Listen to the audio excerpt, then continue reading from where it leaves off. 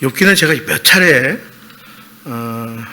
개인적으로 말씀을 묵상하기도 했지만 또 성경 공부도 하기도 했고 또 이렇게 매일 성경을 통해서도 함께 벌써 몇 번을 나눈 거예요.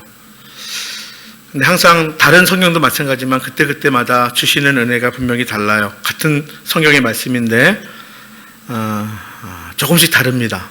그 이유가 있어요. 왜 그럴까요? 상황이 달라서 그래요. 예, 중요한 것은 말씀이 달라서가 아니라 내 태도가 다르고 상황이 달라서 그래요. 그리고 사실은 제가 부족하지만 제가 그래도 말씀을 함께 나누는 자이기 때문에 말씀을 듣는 우리 공동체의 지체들을 생각해 보면 또 그때마다 주님께서 주시는 것이 다르고요. 때로는 굉장히 안타깝기도 하고요. 또 때로는 힘을 얻기도 하고요. 또 때로는 참으로 그렇지 무릎을 칠 때도 있고요. 그렇습니다. 예, 하나님의 말씀은 제가 잘 표현한 것 중에 하나가 뭐냐면 분명한 대상이 있다는 거예요. 그렇죠? 하나님께서 말씀하실 때 분명한 대상을 두고 말씀하세요. 자, 그러니까 우리가 개인적으로 말씀을 읽을 때도 마찬가지고 또 묵상할 때도 마찬가지고 또 새벽같이 이제 묵상한 내용을 가지고 함께 은혜를 나눌 때 설교하고는 조금 달라요. 새벽에는. 또 이렇게 설교 말씀을 들을 때도 마찬가지예요. 이것은 정말 나에게 주시는 말씀. 왜냐하면 대상이 분명하기 때문에 그래요. 그 말씀을 들을 수 있어야 합니다. 그래서 나에게 주시는 말씀이에요. 왜 이 말씀인가 하는 거예요. 아시는 분들도 계시지만 말씀을 묵상할 때 저는 꼭 그 얘기를 해요. 나에게 주시는 말씀. 예? 예. 그 말씀을 되게 이렇게 찾아요. 공감이 되는 말씀. 동의가 되는 말씀. 또 하나는 자꾸 찔림이 있는 말씀. 그것도 나에게 주신 말씀이에요. 자꾸 걸림이 있고 찔림이 있어. 예. 부담이 되는 말씀. 예. 그 말씀을 통해서 부담이 되는. 자꾸. 그래서 하나님께서는요, 우리에게 여러 가지 그런, 그 오감, 그렇죠? 이걸 통해서 말씀하실 때 나에게 주시는 그런 사인들이 있습니다. 중요한 것은 우리의 신앙은, 그 하나님의 말씀의 그 팩트, 그러니까 말씀이 우리 신앙을 이끌고 가야 돼요. 그래야지 잘못됨이 없습니다. 그래서 진리가 말씀이 우리를 이끌고 가야 되고요. 거기에 우리 신앙을 풍성하게 하는 것은 우리의 감성입니다. 예, 또 그 감성을 통한 우리의 체험, 이런 것들이 우리 삶을, 우리 신앙을 풍성하게 합니다. 그리고 반드시 따라와야 되는 것이 우리의 삶의 결단이에요, 실천이에요. 예, 그래서 우리의 신앙을 마치 기차로 표현하면 하나님의 말씀이 우리의 신앙생활을 이끌고 그 다음에 우리의 감성, 그렇죠? 감정, 여기엔 결단이 다 포함이 되고 그래서 우리의 실천, 그렇죠? 삶의 모습, 이것이 따라와야 되는 거예요. 저는 그래서 항상 이것을 그려요. 3칸짜리밖에 안 되는 기차지만 말씀과 우리의 감성, 우리의 체험, 그리고 우리의 삶, 실천. 예. 그래요.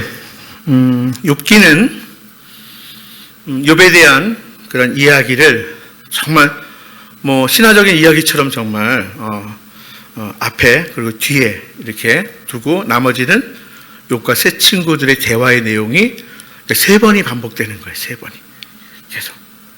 그래서 조언이나 또 이렇게 가르침을 주는 친구들의 얘기가 한 장으로 끝날 때도 있고 2장짜리도 있고 욥의 대답이 거기에 바로 나와요. 1장일 때도 있고 2장일 때도 있고.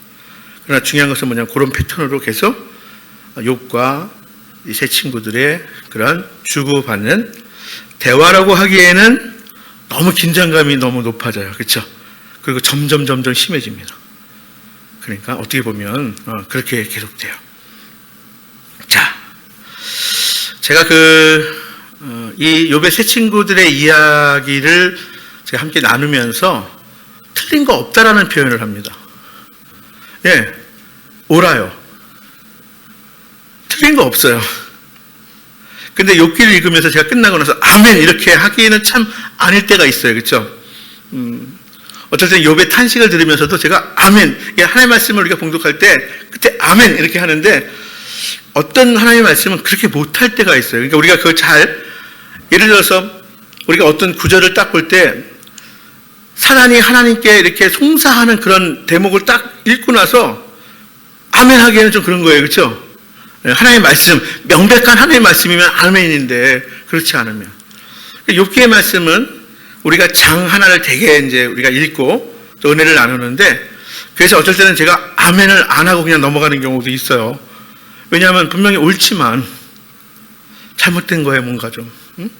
그래서 아멘은 그거거든요. 그렇습니다. 그렇고 말고요. 나도 동의합니다. 이런 거예요, 사실은. 예.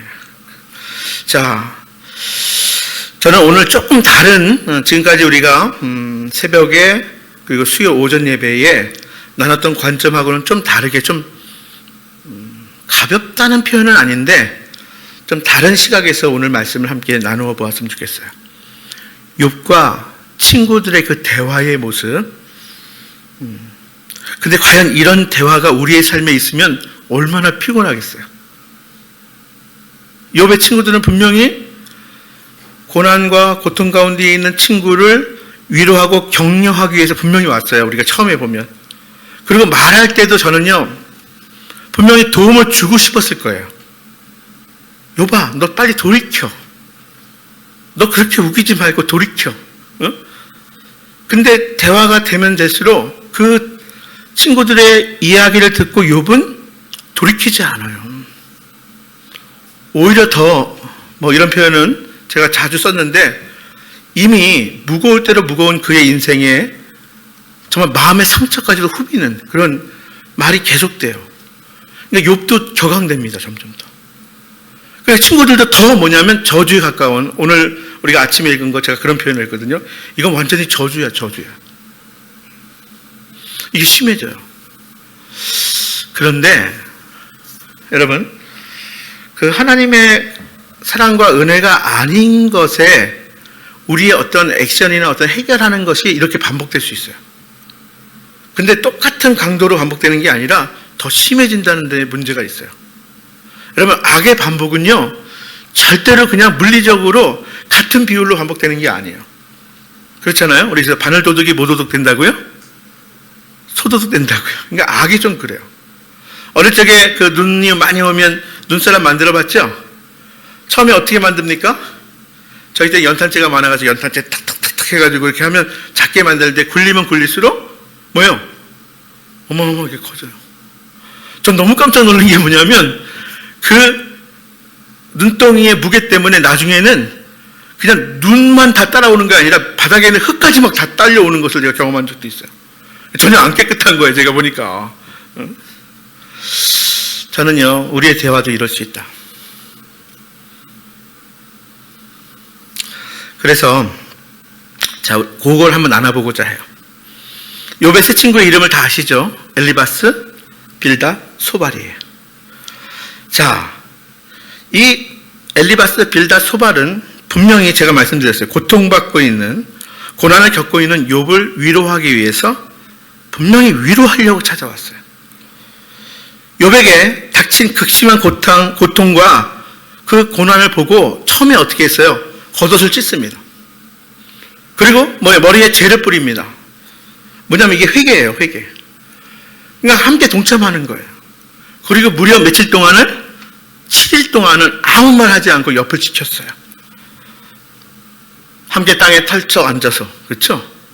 그 욥의 옆을 지키면서 하늘을 향해서 그냥 침묵하고 있었어요. 제가 그런 말씀을 드린 것 같아요. 야, 이게 제일 정말 완벽한 위로다. 이게 격려다. 그러니까 때로는 말이 필요 없을 때가 있습니다, 사실은. 저는 참 이게 어떨 때는 막 저 자신을 돌아봅니다. 이게 말을 안 하고 목회할 수 없을까? 밖에 나가면 목사라 그러면 그냥 말 잘하는 사람인데 저는 그게 너무 싫어요. 왜냐하면 말 잘하지도 못하는데 그 말의 뉘앙스가요, 긍정적이지가 않거든요, 사실은. 근데 저는 개인적으로도 저의 가장 고통스러운 그 순간에 이걸 알았어요. 저를 사랑하지 않는 사람들이 아니에요. 저를 위해서 기도하지 않는 사람들이 아니에요. 근데 제가 가장 고통받는 그 순간에 그들의 말 한마디가 오히려 제 마음을 돌아서게 해요. 한마디로 위로가 안 되더라고요. 저를 위해 하는 말이 뭐예요? 오히려 저로 하여금 마음을 요동치게 하더라고요. 네. 자, 7일 동안 욥의 옆에 땅에 털썩 앉아서 하늘을 바라보며 함께 침묵하며 욥의 자리를 지켰던 그 친구들은 욥이 그 침묵을 깨고 먼저 이야기해요. 얼마나 고통스러우면, 얼마나 아프면 욥은 그 입을 열어서 한탄합니다. 탄식합니다. 그 첫 번째가 뭐였냐면 자신의 출생을 저주합니다. 하나님의 자신을 창조하심을 한탄합니다. 그리고 차라리 내가 나지 않았으면, 차라리 내가 그때 죽었으라면 하나님을 원망합니다. 왜 그랬을까요? 저는 그냥 다른 거 찾지 않으려고요. 얼마나 아팠을까? 얼마나 고통스러웠으면. 전제 조건이 있어요. 당대의 의인이 욥입니다. 하나님도 인정하는 욥이에요. 사탄도 시기해서 욥이 저렇게 사는 것은 이유가 있을 거야. 하나님께 참소한 그런 대상이 바로 욥이에요. 근데 그 욥이 차라리 태어나지 않았었더라면 탄식하며 한탄하고 하나님께 원망하듯이 이야기해요. 조금만 성찰하면, 제가 반복해서 말씀드린 것처럼 친구들이 이야기하는 게 참 옳아요. 근데 욥에게 적용하는데 조금만 더 깊이 묵상했더라면 이 욥의 원망과 탄식 소리를 듣고 가만히 있을 수 없어서 이제 친구 말하기 시작합니다. 욥에게 조언합니다. 권면하기 시작합니다. 100번 친구들의 입장을, 제가 친구들의 입장에서 한번 생각해 보면 욥이 잘못되도록 그랬을까? 그건 아니었을 것 같아요. 욥이 탄식하고 한탄하고 심지어는 하나님을 원망하는 그 욥의 소리를 듣고 말하기 시작하거든요. 웬만하면 욥에게 도움 주고 싶어서 나름대로 위로하는 방법으로, 나름대로 욥이 이 위기를, 이 어려움을 극복했으면 하는 마음으로 하지 않았을까요?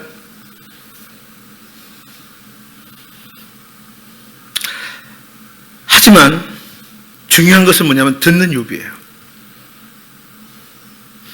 고통과 고난 속에 있는 그 욥에게 마음의 상처만 줄 뿐이에요.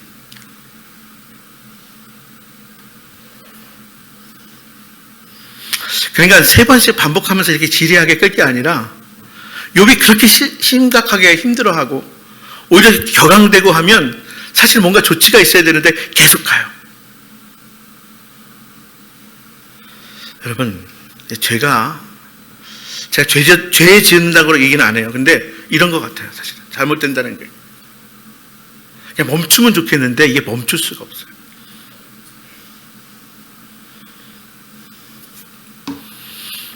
제가 사실은 식구들을 다 데리고 시드니에 딱 도착을 해가지고요, 처음 차를 사서 한번 시내를 나간 거예요. 그전에는 누가 데리고 가서 가다가 제가 운전해서 갔어요. 내가 젊은데 지도가 다 있는데 그냥 초행길을 갔는데 좀 일찍 왔어야 되는데 해가 떨어질 때 돌아오다가 참 이게 밤에 해가 지니까요 다 거기가 거긴 거예요. 다 거기가 거기예요. 여기가 거기 같고 여기가 저기 같고 해서 좀만 더 가면 길이 나올 것 같아요. 제가 아는 길이. 그러다가 계속 1시간, 2시간을 제가 헤맸어요. 그리고 제가 그 다음부터 하는 얘기가 있어요. 길이 잘못 들면 그렇게 헤맬 게 아니에요. 멈춰서 지도 보면 되는, 어디가 잘못됐는지를 보면 되는 거예요. 근데 그게 안 되더라고요. 오히려 속도를 더 내요. 왜냐면 빨리 가야 되니까. 그렇죠? 네.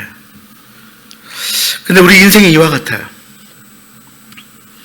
오히려 이러한 친구들의 조언과 가르침은, 그렇죠? 훈계는 욥의 마음의 상처에 더 깊은 상처를 낼 뿐이었어요.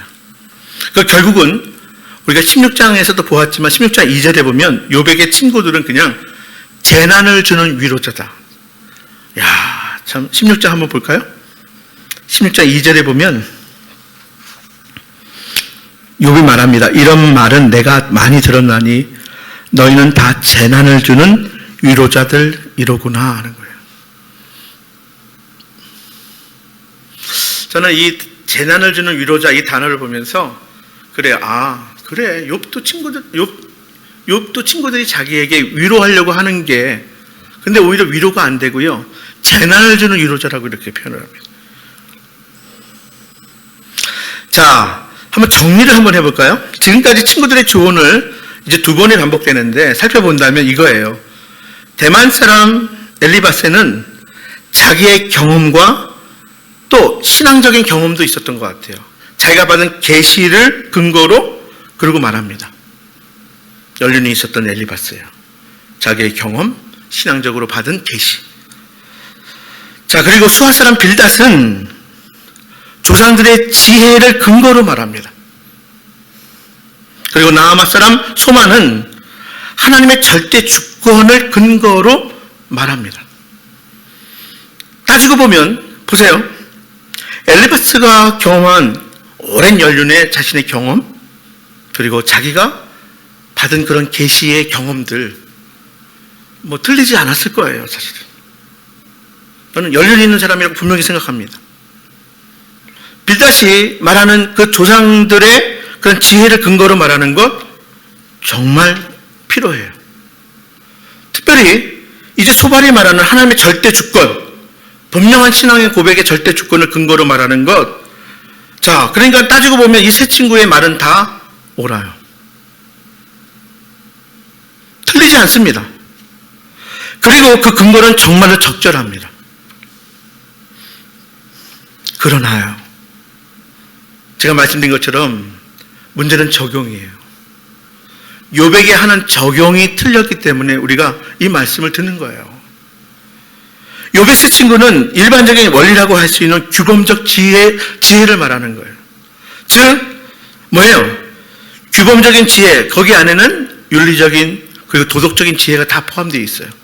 대표적으로 제가 말씀드린 게 뭐예요? 권성징악 그리고 인과응보 말하고 있어요. 성경이 그것을 말하지 않는 것 아니에요. 하지만 아까 말씀드린 것처럼 욥은요 당대의 사람들도 다 아는 의인이고요. 근데 이게 불완전한 사람들만 인정하는 의인이 아니라 하나님께서 인정하신 의인이라는 거예요. 심지어는 정말 못마땅하지만 사탄도 인정하는 의인이기에 하나님께 참소하였다는 사실이에요. 까닭없이 욥이 그렇게 살겠습니까? 의인으로 살겠습니까? 이게 사단의 참소의 내용이에요. 이 얘기는 사단도 알고 있어요. 욥이 지은 죄 때문에 지금 벌받는 게 아니에요. 의로운 자가 받는 고난에는요 규범적 지혜도 옳아요. 그러나 옳지 않아요. 여러분, 이게 말장난 같은데요, 잘 들으셔야 합니다. 의인이 받는 고난은 규범적 지혜도 옳지만 한편으로 옳지 않다는 사실을 기억하셔야 합니다. 경우에 따라서는 인과응보의 원리에 맞지 않는 상황적이고 또 합력해서 선을 이루시는 바로 그러한 규범적 지혜로 다 설명할 수 없는 성찰적 지혜가 있다는 사실을, 여러분, 합력하여 선을 이루셨다는 건 뭐냐면 하나 놓고 볼 때는 인과응보의 원리에 맞지 않는 것도 있어요. 규범적 지혜에 맞지 않는 모순되는 모습들이 우리의 삶에 얼마든지 있을 수 있어요. 그런데 합력하여 선을 이루신다는 것이 결국 무엇입니까? 뭐예요? 규범적 지혜, 윤리적 지혜와 맞지 않는 그런 상황이 얼마든지 의인에게도 고난받는 사람들에게도 있을 수 있다는 거예요. 그럴 때 우리에게 필요한 것이 뭐냐면 성찰적 지혜예요. 욥의 친구들은 자신이 알고 보고 듣고 배운 지혜를 근거로 해서 욥에게 조언합니다. 욥은 뭐라고 이야기했어요? 나도 많이 들었다는 거예요. 이에 대해서 내가 많이 들었고 오히려 너희들이 하는 이야기는 상처에 소금 뿌리는 말이다. 내 아픔에 더 큰 상처를 주는 말이다. 이렇게 하면서 한탄합니다. 그러니까 욥의 한탄은요, 왜 점점 심해지고 점점 강해지냐면 이미 욥이 당하는 고통과 고난의 무게가 이미 커요. 그것만 가지고도 탄식하고 한탄하고 하나님께 원망하며 나가기도 버거워요. 그런데 친구들이 이야기하는 자신들이 알고 있는 배운 그들이 경험하고 본 그 지혜를 근거로 하는 그 이야기가 나도 다 아는 거야.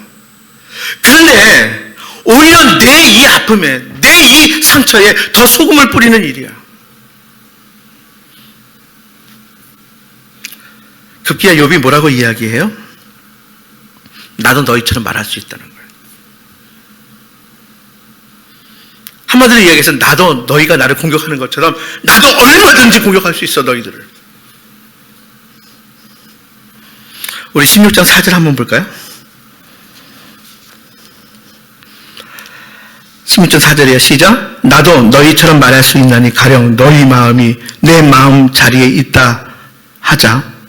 나도 그럴듯한 말로 너희를 치며 너희를 향하여 머리를 흔들 수 있느니라.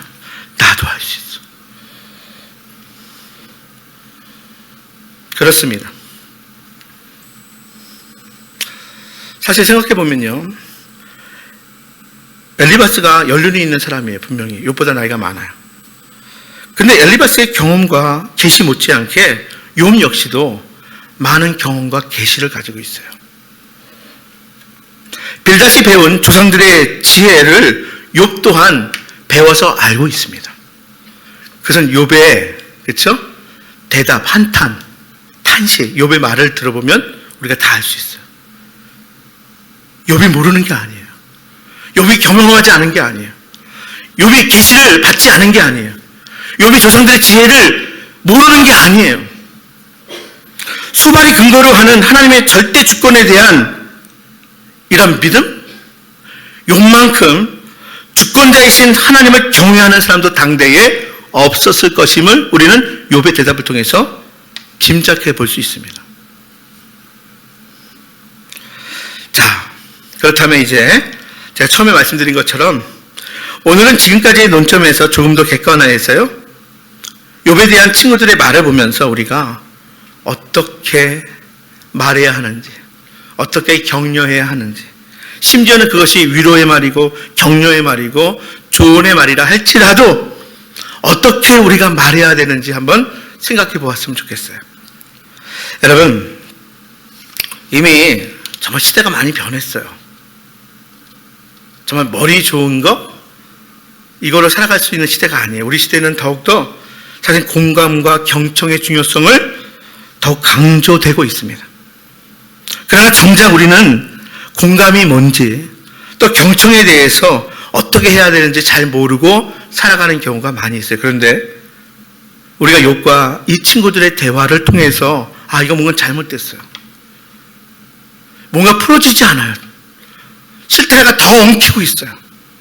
갈등이 더 심화되고 있어요. 그럼 어떻게 해야 될까요? 여러분, 한 가지만 우리가 먼저 기억했으면 좋겠어요. 공감은요, 인정이 아니라 이해입니다. 여러분, 우리가 흔히 공감하면 인정하는 거라고 생각을 해요. 그래서 내가 저 사람의 말에 공감해주면 내가 이 부분은 아닌 것 같은데 해서 그걸 인정한다고 생각하는데 그렇지 않아요. 공감은 인정이 아니라 이해예요. 많은 사람들이 공감하면 인정하는 것으로 생각해서 공감하지 않고요, 판단하고요, 쉽게 충고하고 조언하려고 하는 게 많은 경우예요. 그리고 비난으로 넘어가는 게 사실은 먼 강이 아니에요. 까딱 심지어 비난으로 넘어가는 거예요. 공감한다는 것은 동의가 아니라 뭐예요? 인정이 아니라 이해예요. 이해. 비폭력 대화라는 이야기 들어보셨어요? 비폭력 대화. 예. 상담하시는 분들 내지는 자녀 교육에 이 비폭력 대화라는 게 이슈가 됐어요. 미셸 로젠버그라는 사람이 정리한 대화법이에요. 비폭력 대화예요. 이것은 지금 많은 사람들에게 사실 세계적으로 교육되고 또 시행되고 있어요.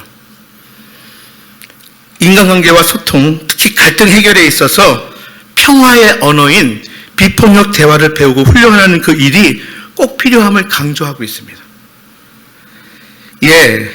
그래서 비폭력 대화를 우리가 배우다 보면 참 특이하게 두 가지를 비유하는데 기린 언어가 있고요. 그 다음에 자칼 언어가 있어요. 네, 자칼. 그 맹수예요. 그렇죠? 자, 여러분 기린 언어가 뭐냐면 기린은 목이 어때요? 목이 길어요. 그리고 기린은 심장이 가장 큰 그렇죠? 포유동물 중에 하나랍니다. 기린 언어는 다른 게 아니에요. 기린 언어는 목이 긴 것처럼 늘 주위를 살피라는 거예요. 그리고 심장이 크니까 뭐예요? 마음으로 대화하라는 게 기린 언어예요. 기린 언어는 나와 너 우리의 삶을 풍요롭게 한다. 그러니까 비폭력 대화는 뭐예요? 서로를 다 풍요롭게 하는 대화라는 거예요. 반면에 자칼은 공격적입니다. 옳고 그름을 판단해요. 굉장히 공격적으로 대화합니다. 그래서 자칼 언어를 쓰다 보면 뭐예요? 상대를 소외시켜요. 결국은 나와 너 사이를 단절시키고 그리고 우리 모두를 소외시키는 그런 언어가 자칼 언어라는 거예요. 비폭력 대화는 네 단계를 이야기하는데 하나가 관찰이고요. 또 하나가 느낌이고요. 또 하나가 욕구고요. 또 하나가 부탁입니다. 이 네 단계 이야기를 얘기해요. 관찰. 첫 번째가 이 관찰은 뭐냐면 말 그대로 있는 그대로 보는 거예요. 그러니까 내가 상황이나 어떤 상태를 상대의 또 나의 상태도 마찬가지예요. 이거를 뭐냐면 어떤 평가하려고 하지 말고 그냥 내가 조언하려고 그걸 듣는 게 아니에요. 그냥 있는 그대로 받아들이는 게 이 관찰이에요. 그대로 관찰하는 거예요. 그리고 나서 느낌이 뭐냐면 관찰을 연결하여서 그냥 나의 느낌을 그러니까 여기에는 뭐냐면 내 생각이 아니라 그 이야기를 듣고 그냥 내가 감정적으로 느끼는 것을 나누는 거예요. 그리고 이 느낌을 바탕으로 해서 뭐예요? 나의 마음에 일어나는 그런 욕구가 뭔지 이것을 그렇죠? 그래서 관찰, 느낌, 욕구 그리고 나서 이제 뭐냐면 강요나 명령이 아니라 그냥 구체적으로 부탁하는 거. 예. 이게 이제 비폭력 대화의 단계 네 가지인데 뭐 여기서 다 드릴 수는 없어요. 자, 안타깝게도 여기에 비추어 보면 욥의 친구들의 말은 굉장히 폭력적입니다. 아까 말씀드린 것처럼 대화가 진행되면서 갈등이 해소되기보다는 아니면 욥의 상태가 변화되기보다는 뭐예요? 그 말의 강도가 점점 심화됩니다. 말씀드린 것처럼 이 또한 폭력적인 대화의 뭐예요? 속성이에요. 자기 경험과 계시, 조상들의 지혜, 그리고 신앙과 신학적인 확신을 근거로 욥에게 판단하고 충고하고 조언하고 심지어는 비난하게 되는 겁니다. 자, 우리는 이제 욥기에 좀 더 계속 보면요, 읽으면서 다시 확인해 볼 수 있어요. 자, 이에 대해서 이 욥의 반응을 우리가 두 가지 간단하게 우리가 시간이 갔으니까 살펴보겠습니다. 두 가지만 여러분들 기억하시고 붙드셨으면 좋겠어요. 욥의 반응. 먼저 욥은요, 비난하고 저주하는 친구들에게 욥은 어떻게 해요? 입을 다물어요? 다물지 않아요. 심지어는 욥이 화를 내요. 여러분 어떻게 생각을 하세요? 비난하고 저주하는 이 친구들, 옳지만 옳지 않은 말, 이 말을 들었을 때 욥은요 화를 냅니다. 그래서 제가 이거 한번 말씀드리고 싶어요. 정당하지 않은 비난과 저주는 그냥 참을 일이 아니라는 거예요. 인내만 할 일이 아니라는 거예요. 화를 낼 수도 있고 분노할 수도 있고 저항할 수도 있음을 보여주고 있어요. 한 가지 더 말씀을 드리면 욥은요, 하나님을 원망합니다. 우리는 하나님을 원망하면 불신앙 이렇게 생각을 해요. 근데요, 욥은 그게 아니거든요. 한탄하고 하나님을 원망하는데 욥은요, 하나님을 원망하면서도 놓치지 않은 게 있어요. 뭐예요? 간구합니다. 그러니까 하나님을 원망하면서도 하나님께 간구하고 있어요. 여러분 이것을 보아야 돼요. 욥에게는요, 하나님은 어떤 존재냐면 탄식하고 한탄할 수 있는 대상이기도 하고 간구할 수 있는 분이기도 합니다. 그러니까 우리 신앙이 바로 이거예요. 이 부분을 놓쳐서는 안 돼요. 하나님은 우리가 원망할 수도 있는 분이지만 그러나 동시에 우리가 간구해야 될 그 분이라는 사실이에요. 여러분, 그래서 우리의 믿음을 너무 단편적으로 너무 옅게만 생각하지 마시고 우리가 좀 더 성찰하고 하나님의 말씀을 깊이 묵상하며 하나님의 마음이 어떠한지 하나님의 뜻이 무엇인지를 우리가 살피는 것이 정말 중요합니다. 오늘 말씀을 마무리하려고 해요. 까닭없이 고난당할 때 어떻게 해야 할까요? 이걸로 제가 마무리할게요. 여러분, 까닭없이 내가 고통당할 때 내가 도대체 이유를 알 수 없는 그런 고난 가운데 있을 때 어떻게 할까요? 특별히 악한 자가 나를 위협할 때, 그래서 내가 고통당할 때 어떻게 해야 될까요? 욥기 17장 9절의 말씀, 우리가 읽은 말씀의 마지막 절에 그 답이 있습니다. 함께 봉독하겠습니다. 시작. 그러므로 의인은 그 길을 꾸준히 가고 손이 깨끗한 자는 점점 힘을 얻느니라. 의인은 그 길을 꾸준히 가고 손이 깨끗한 자는 점점 힘을 얻느니라. 까닭없이 고통당할 때, 고난당할 때 하나님을 향해서 정말 탄식할 수밖에 없는 그런 어려움의 순간에, 그러한 때에 포기하지 말고 낭망하지 말고 주저하지 말고 그저 꾸준히 걸어가는 것. 하나님은 우리의 간구를 들으시는 분이시라는 것. 바로 이것이 믿음인 거예요. 이것이 우리의 믿음이고 우리의 신앙의 여정입니다. 한 가지만 제가 더 부탁드리는 것은 오늘 제가 공감의 언어, 비폭력의 언어, 자, 이런 언어로 서로 간의 삶에 더 풍요롭게 하고 함께 걸어가는 복된 우리의 인생길, 우리 신앙의 여정 될 수 있기를 주님의 이름으로 축복합니다.